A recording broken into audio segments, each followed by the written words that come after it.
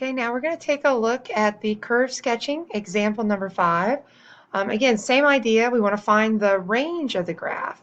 And so with this one, we do want to sketch it, so I'm probably going to do both the first and the second derivative. And then for the range, we're going to be trying to determine where our maxes and our mins are, and maybe think about whether they're global maxes or global mins. All right, and again, we're taking a look at it. We have the product of two continuous functions.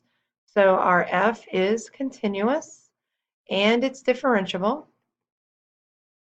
because we have the product of two continuous functions that are differentiable. There's no cusp alerts, no vertical tangent lines or anything like that. So we know that we can go ahead and we can take our first derivative, f prime of x. We're going to use product rule, x times e to the x. So second times derivative of the first plus first times derivative of the second. Go ahead and factor out your e to the x, which would leave me with x plus 1. Our critical values, f prime of x equals 0 at x equal to -1. Nice, easy sign chart for this one. So -1. E to the x is always positive, so we only have to look over here. Minus, plus, 0. Go ahead and label it f prime. F is decreasing, and then increasing. Now, since this is decreasing and increasing only, and there's nothing else going on here, we pretty much know that that's going to be a global minimum.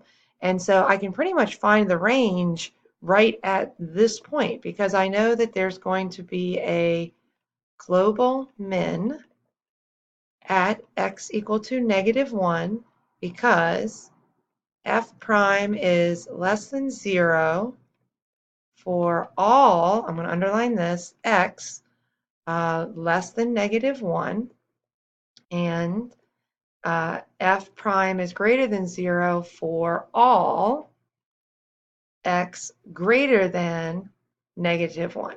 Now, if we would have just said local min at x equal to -1 because f prime switched from negative to positive, then we get local. But because I put this word for all in and for all, I'm going to go ahead and highlight that. That's the key to this, that when you get that, then you do get to make a conclusion that it is actually a global min.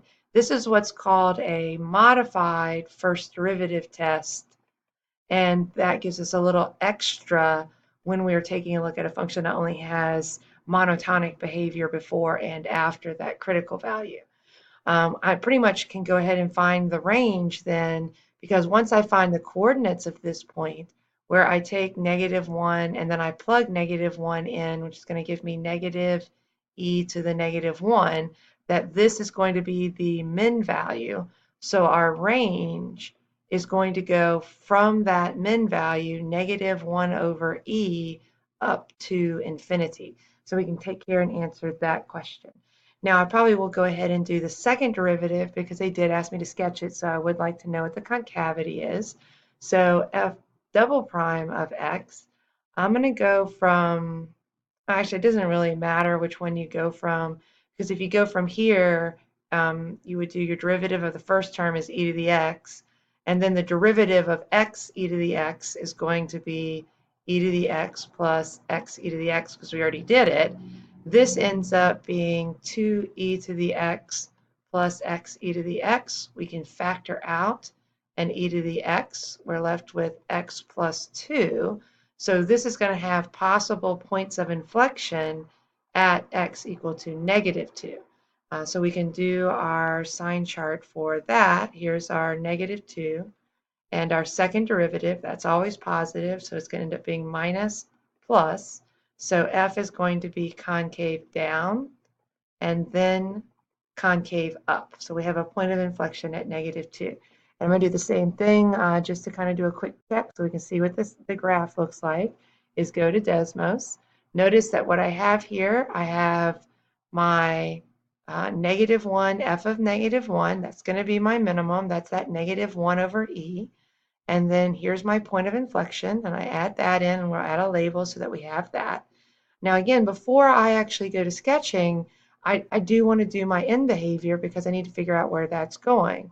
So if I take the limit as x goes to infinity of x e to the x, remember this is a product, so let's go, this is going to be infinity.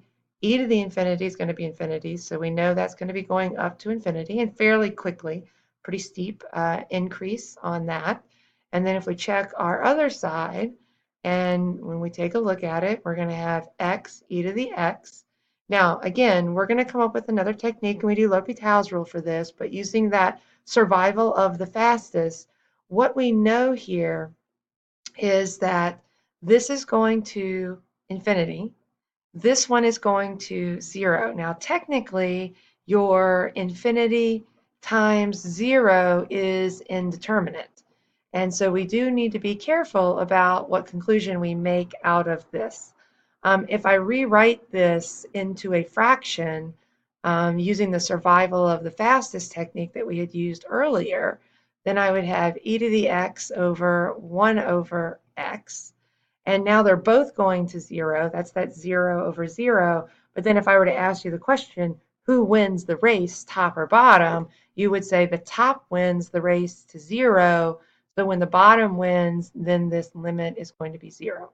And again, we'll come in later and we'll talk about how to do this with L'Hopital's rule, but you should be able to reason that out.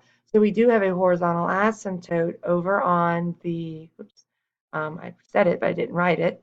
This is negative infinity, and so that would be negative because that's why that's going to 0, and that would be negative infinity. So we would have 0 and still over 0 when we're taking a look at it. Another thing we can think about too is as we're going to negative infinity, this is on the negative side of 0, that's on the positive side of 0. So this is going to be approaching 0 from below in terms of when I'm sketching it. So let's come back to our graph that we have going over here. And notice I'll turn on nice little horizontal asymptote, knowing that on this side it's going to approach it. And remember, that's a point of inflection. And if we take a look, what we have here is it's going to be down, then up, and it's decreasing and then increasing. And I also notice up here, because, looking back at the original, there's an x-intercept. Whenever you have an easy x-intercept, you want to think about that at x equal to 0 as well. So we can kind of think about that when we're sketching it. So if I now come back to this graph and kind of put all of that together, I come across the x-axis right here, and we want to be down and then up the rest of the way. And so you can kind of see that you're probably going to be looking at something going that way, and then we're going to switch our concavity, hit our min, go through the x-intercept, and we're going to increase fairly quickly taking a look at it. And then again, I'll turn on the actual answer so we can see how close we got, and pretty darn good taking a look at it. All right, so that's example 5, and we'll go ahead and save that, and we'll go on to the next example.